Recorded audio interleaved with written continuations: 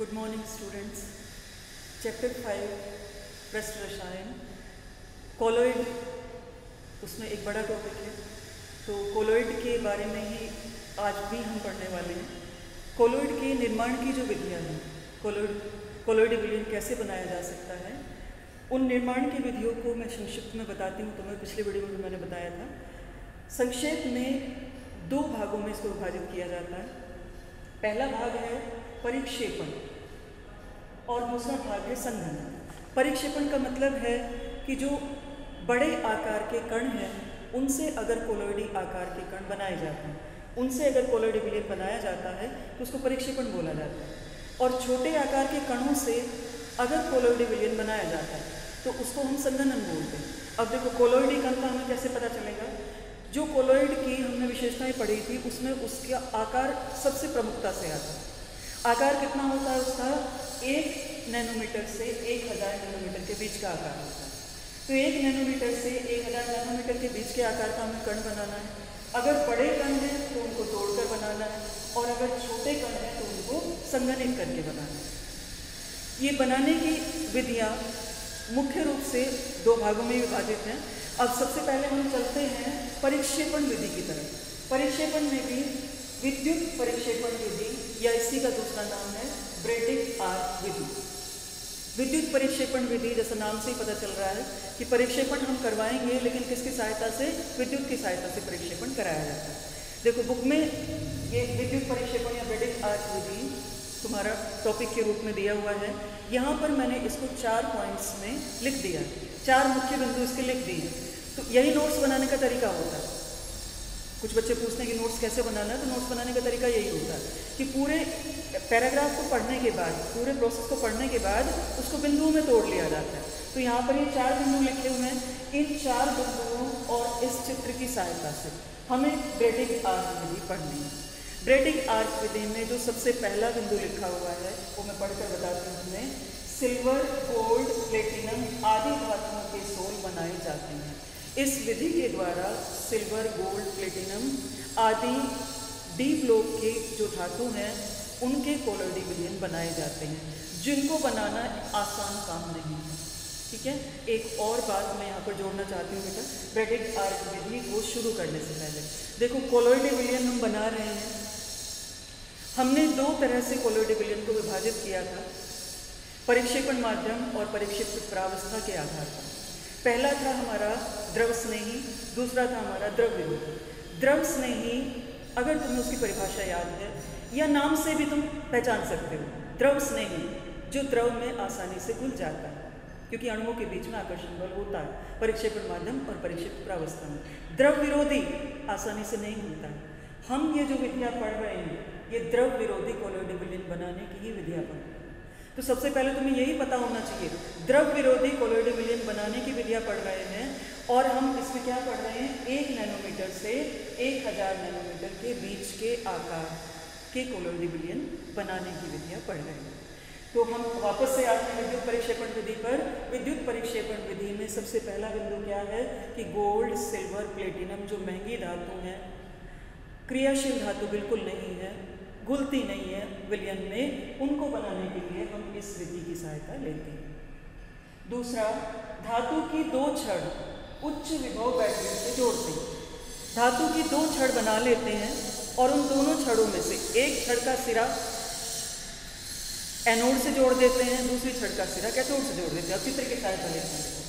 ये और ये धातु की एक छड़ है, एक छड़ दूसरी छड़, इसका सिरा एनोड से जुड़ा हुआ है, इसका सिरा कैथोड से जुड़ा है।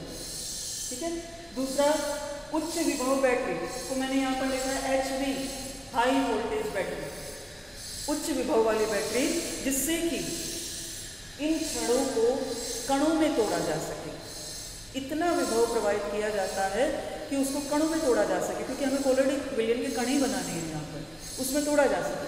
तो क्या होगा जब हम हाई वोल्टेज यहाँ से सप्लाई करेंगे, उच्च विभव प्रवाहित करेंगे, प्रवाहित करने पर ये जो छड़ है ये छड़ कणों में विभाजित होना प्रारंभ हो जाती है, कणों में विभाजित होंगी। अब हमने क्या लिया हुआ? देखो तीसरा पढ़ते हैं, उत्पन्न आर्क चिंगारी पानी में घुलती। आर्क का मतलब है चिंगारी। अब यहाँ पर इन दोनों जब ये दोनों छड़ें कणों में विभाजित होंगी। यहाँ पर नीचे जल है, तापमान में बहुत अंतर है। जल का तापमान 25 डिग्री सेल्सियस सामान्य ताप, और जो चिंगारी उत्पन्न हुई है वो उच्च विभव के कारण उत्पन्न हुई है, तो बहुत अधिक तापमान है। तापमान में ज़्यादा अंतर होने के कारण ये जो छोटे छोटे कण हैं जो आर्क में उत्पन्न हो रही है, ये छोटे छोटे कण जल में घुलना शुरू हो जाते हैं, जल में घुलने लगते हैं इनका, ठीक है। जल में घुल जाएंगे और कोलोइड विलयन हमारा बनने लगता है। लेकिन एक समस्या आती है, देखो अब जो हमारा चौथा पॉइंट है वो क्या बताता है, बर्फ संघनन में सहायक है। जल में घुलकर कोलोइड विलयन बन रहा है, फिर भी हमें बर्फ लेने की जरूरत क्यों पड़ी? देखो ये बर्फ हमने यहाँ पर लिया, ये बर्फ लिया, बर्फ लेने की जरूरत क्यों पड़ी? क्योंकि तापमान में, जल के तापमान में और जो आर्क उत्पन्न हुई उसके तापमान में इतना ज़्यादा अंतर होता है कि उस ज़्यादा अंतर में जो कण जल के अंदर गिरते हैं, कई बार वो एक बड़ा कण बना लेते हैं जो कि कोलोइडी आकार से बड़ा कण होता है, और उसको वापस तोड़ना हमारे बस की बात नहीं होती है, क्योंकि वो हमने एक आर्टिफिशियल मेथड से बनाया हुआ है, तो उसको तोड़ना हमारे बस की बात नहीं होगी। इसलिए हम पहले से ध्यान रखेंगे कि वो बड़ा कण का आकार नहीं आ पाए, कोलोइडी विलयन ही बने, कोई बहुत बड़ा कण नहीं बन जाए कोलोइडी विलयन के बदले। तो हम क्या करते हैं, यहाँ हम बर्फ लगा देते हैं। बर्फ लगाने से क्या होगा, देखो जल अवशोषित करेगा उस ऊष्मा को जो कि आर्क के कारण उत्पन्न हुई। अवशोषित करने के बाद वो ऊष्मा जल इसको प्रोवाइड कर देगा, क्योंकि ऊष्मा का प्रभाव हमेशा ही अधिक तापमान से निम्न तापमान की तरफ होता है, उच्च से निम्न तापमान की तरफ ऊष्मा का प्रभाव होता है। तो यहाँ पर आर्क का उच्च तापमान था तो जल में प्रवाहित हुई, और जल का उच्च तापमान है तो बर्फ में प्रवाहित हो जाए, ऊष्मा प्रवाहित हो गई बर्फ में। अब केवल उतनी ही ऊष्मा बचेगी जितनी कणों ने अवशोषित कर रखी है, उससे ज़्यादा ऊष्मा नहीं बचेगी, जोड़ेगी नहीं, जबरदस्ती नहीं जोड़ेगी ऊष्मा उनको, क्योंकि ऊष्मा अब बर्फ ने अवशोषित कर ली है। तो हमें पूरी तरह से सुरक्षा के साथ गोल्ड का कोलोइडी विलयन यहाँ से मिल जाएगा, स्वर्ण का कोलोइडी विलयन प्राप्त हो जाएगा इस विधि के द्वारा। तो बहुत इंपॉर्टेंट विधि है और एग्जाम में ज़रूर आती है, हाफ ईयरली एग्जाम में तुम्हारे आएगी, और अगर नहीं आई तो एनुअल एग्जाम में कंफर्म आएगी। हाफ ईयरली और एनुअल दोनों ही एग्जाम में, दोनों में से किसी ना किसी एग्जाम में तुम्हें जरूर मिलेगी, ठीक है। तीनों जो पूरा प्रोसेस आज हम पढ़ेंगे ये बनाने की विधियाँ, इनमें से कम एक क्वेश्चन कंफर्म है तुम्हारे एनुअल एग्जाम के।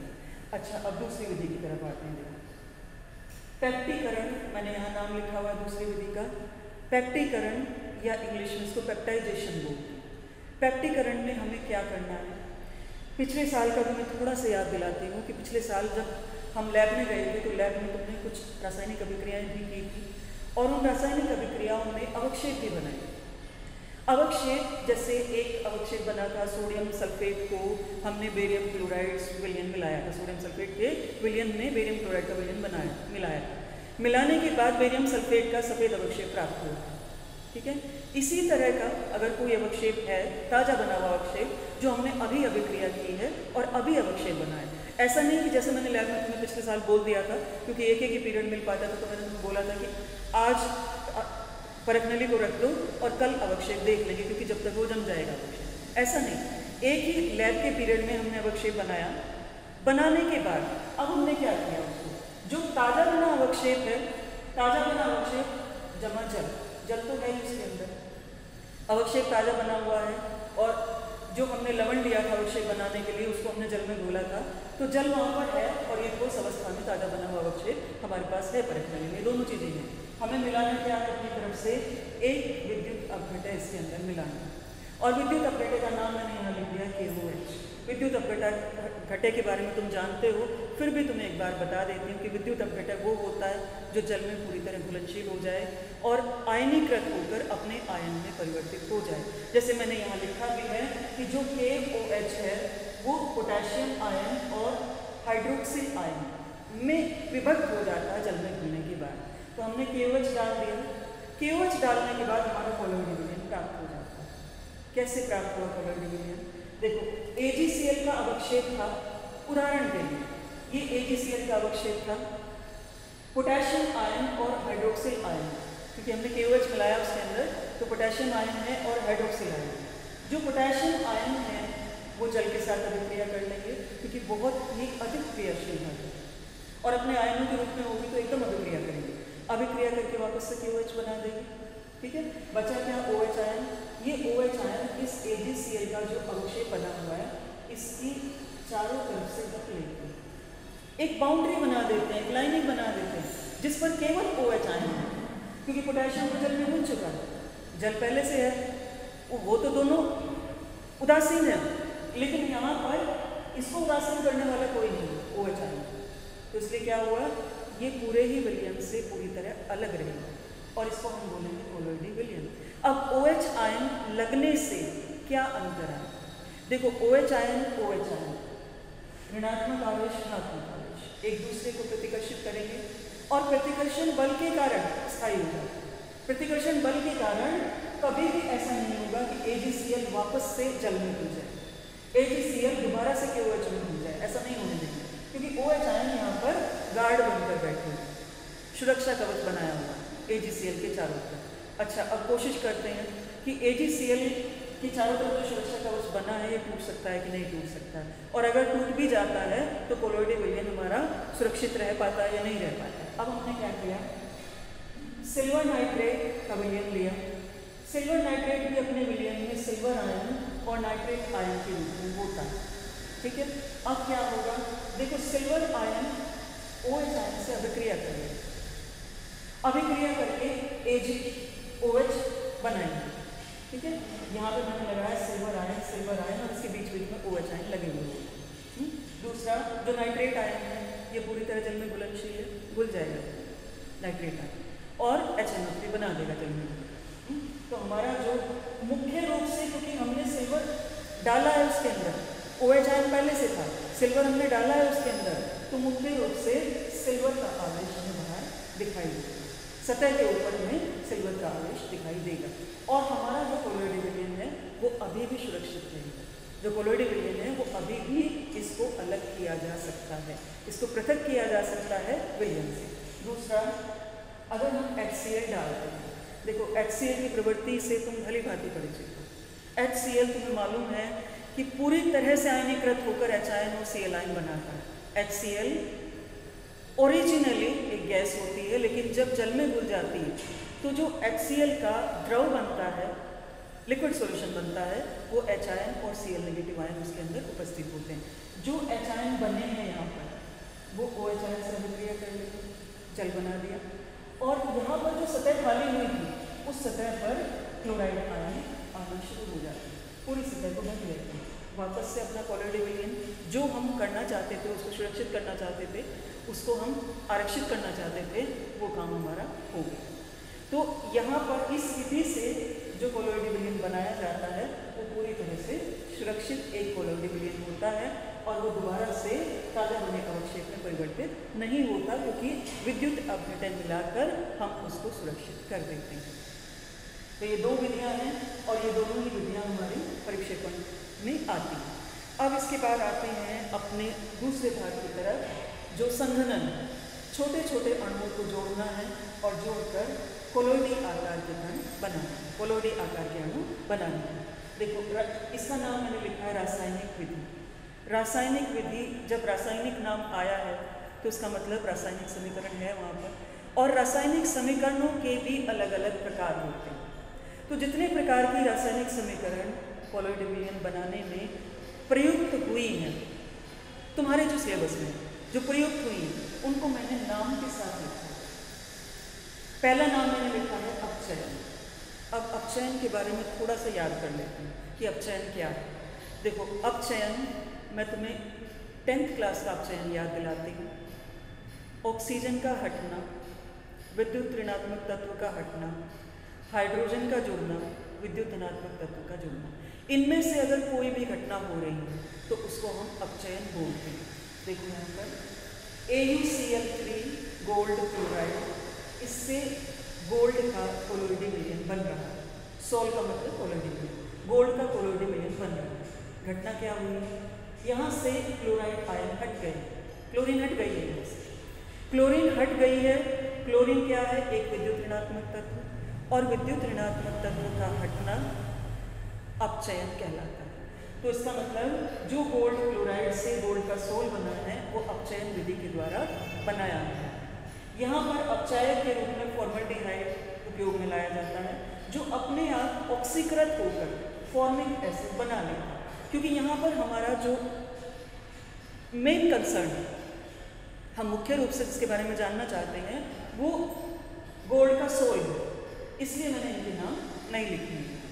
ठीक है, तो गोल्ड क्लोराइड से अगर रासायनिक संघनन द्वारा, अपचयन द्वारा गोल्ड का सोल बनाना हो तो फॉर्मल्डिहाइड इस्तेमाल किया जाता है, जो अपने आप फॉर्मिक एसिड में बदल जाता है और गोल्ड क्लोराइड को गोल्ड में परिवर्तित कर देता है। उसके बाद आती है दूसरी विधि, ऑक्सीकरण। ऑक्सीकरण को भी दिमाग में थोड़ा सा वापस लेकर आते हैं। ऑक्सीजन का जुड़ना, विद्युत ऋणात्मक तत्व का जुड़ना, हाइड्रोजन का हटना, विद्युत धनात्मक तत्व का हटना, ये घटनाएं अगर है तो उसको ऑक्सीकरण कहते हैं। अब देखते हैं कि अपने समीकरण में इनमें से कौन सी घटना हुई। देखो, पहली घटना, हमने H2S और SO2 लिया हुआ, बना क्या है, सल्फर का कोलोइडी विलयन। H2S में से हाइड्रोजन गई है, सल्फर बना, हाइड्रोजन का जाना, ऑक्सीकरण। ठीक है, हाइड्रोजन के जाने से ऑक्सीकृत होकर यहाँ पर सल्फर का सोल बनाया गया। फिर उसके बाद आते हैं उभय अपघटन। उभय अपघटन, इसका इंग्लिश में नाम है डबल डिकम्पोजिशन। 2 बार यदि अपघटन होता है, और 2 बार अपघटन किसका होता है, 2 विद्युत अपघटन। अगर 2 विद्युत अपघटित होते हैं और अपघटित होकर उनके आयन परिवर्तित हो जाते हैं तो इसको उभय अपघटन कहा जाता है। जैसे देखो, AS2O3 H2S दोनों विद्युत अपघटन, बन क्या रहा है, आर्सेनिक के साथ यहाँ ऑक्सीजन लगा हुआ था, हाइड्रोजन के साथ यहाँ सल्फर लगा हुआ था। जब हम उत्पाद में देखते हैं आर्सेनिक के साथ सल्फर लगा हुआ है और हाइड्रोजन के साथ ऑक्सीजन लगा हुआ है, मतलब दोनों ने अपने जो ऋणात्मक आयन हैं उनको परिवर्तित कर लिया। ऋणात्मक आयन एक दूसरे से एक्सचेंज कर लिए, एक के ऋणात्मक आयन दूसरे से बदल गए, दूसरे से परिवर्तित हो गए। और AS2O3 यहाँ पर क्या है, कोलोइडी विलयन, आर्सेनिक सल्फाइड का कोलोइडी विलयन। ठीक है, अब एक और इम्पॉर्टेंट बात मैं यहाँ पर जोड़ना चाहती हूँ बेटा, तुमने अगर ध्यान दिया हो तो बहुत अच्छी बात है, अगर ध्यान नहीं दिया अभी तक तो देखो, ये संगणन की विधि थी। इस संगणन विधि में हमने कोलोइडी विलयन बनाया, हमने कोलोइडी विलयन गोल्ड का बनाया, हमने कोलोइडी विलयन सल्फर का बनाया, हमने कोलोइडी विलयन AS2S3 का बनाया। ठीक है, कोलोइडी विलयन बनने का मतलब जो कोलोइड बना है उसका आकार कितना है, 1 नैनोमीटर से 1000 नैनोमीटर के बीच का आकार। इसका मतलब जिनसे उसको बनाया गया है उनका आकार उससे छोटा है। 1 नैनोमीटर से छोटे आकार के अणु, 1 नैनोमीटर से छोटे आकार के अणु, 1 नैनोमीटर से छोटे आकार के अणु, क्योंकि इनको जोड़कर बनाया है, इनको जोड़कर हमने सॉल्व बनाया, कोलोइडी विलयन बनाया। ठीक है, तो ये भी कॉन्सेप्ट का ही एक पार्ट है, सिद्धांत का ही एक हिस्सा है, और अपने दिमाग में ये भी नहीं छूटना चाहिए, ये भी हमारे ध्यान में रहना चाहिए कि ये अणु इससे छोटे हैं आकार में, तभी तो उनको जोड़कर बनाया है। अगर इससे बड़े होते तो तोड़ के बनाते, हमने तो जोड़कर बनाया। अच्छा, अब एक और इम्पोर्टेंट चीज़, जो ये पूरा का पूरा हमने विधि पढ़ी है, सारी विधि पढ़ी है, उनमें एक और अलग से शब्द जोड़ा जाता है। वो शब्द क्या है, केसियस पर्पल। इसका हिंदी में नाम नहीं है, केसियस पर्पल ही लिखा हुआ है, और एग्जाम में 1 नंबर के क्वेश्चन में बहुत बार पूछा जाता है। तुम्हारी बुक में भी क्वेश्चन दिया हुआ है पीछे, और केसियस पर्पल के बारे में पूछा हुआ है। ये केसियस पर्पल है क्या, देखो, गोल्ड का सोल हमने यहाँ 2 विधि से बनाया। पहली विधि है ब्रेडिक आर्क विधि, दूसरी विधि है अपचयन विधि, संगणन का एक भाग है अपचयन विधि। दोनों से हमने गोल्ड का सोल बनाया। किसी भी विधि से गोल्ड का सोल बनाया जाए, किसी भी विधि से बनाया जाए, बनाने के बाद जो गोल्ड का सोल है वो बाकी कोलोइडल सॉल्यूशन से थोड़ा अलग दिखता है। उसका रंग प्याज के रंग के जैसा दिखता है, जिसको हम पर्पल कलर या वायलेट कलर बोलते हैं। तो जो पर्पल कलर या वायलेट कलर का गोल्ड का कोलोइडी विलयन होता है, उसी का नाम केसियस पर्पल रखा गया है, उसी को केसियस पर्पल बोलते हैं। ठीक है, तो केसियस पर्पल और कुछ नहीं है, कोई अलग से नहीं आया हुआ है, कोई बहुत बड़ी चीज़ नहीं है, कोई बहुत छोटी चीज़ नहीं है। जो हमने कोलोइडी विलयन बनाया गोल्ड का, ठीक है, क्योंकि बनाना आसान नहीं होता है उसको, और उसका रंग थोड़ा अलग होता है, इसलिए उसका नाम दे दिया है कैसियस पर्पल। अच्छा, अब इसके बाद बेटा मैं अगली वीडियो के बारे में थोड़ा सा परिचय तुम्हें करा देती हूँ कि जो अगली वीडियो अपनी होगी वो आधारित होगी कोलोइडी विलियन की विशेषताओं पर। कोलोइडी विलियन की जो विशेषताएं हैं, जो उसके कैरेक्टरिस्टिक्स हैं कोलोइडी विलियन की, तो उन पर आधारित होगी। जैसे उनमें से कुछ विशेषताएं तुम पढ़ भी चुके हो 10th क्लास में अपनी, जैसे टिंडल प्रभाव के बारे में तुम पढ़ चुके हो। फिर आकाश का रंग नीला क्यों होता है, जिसको हम डिस्पर्शन या परिक्षेपण बोलते हैं, उसके बारे में तुम पढ़ चुके हो। और उसके अलावा भी एक दो और है, उसके अलावा भी तो वो जो प्रक्रियाएं हैं, जो विशेषताएं हैं कोलोइडी विलियन की, वो हम अगले वीडियो में पढ़ेंगे। और अगला वीडियो भी थोड़ा लंबा होने वाला है।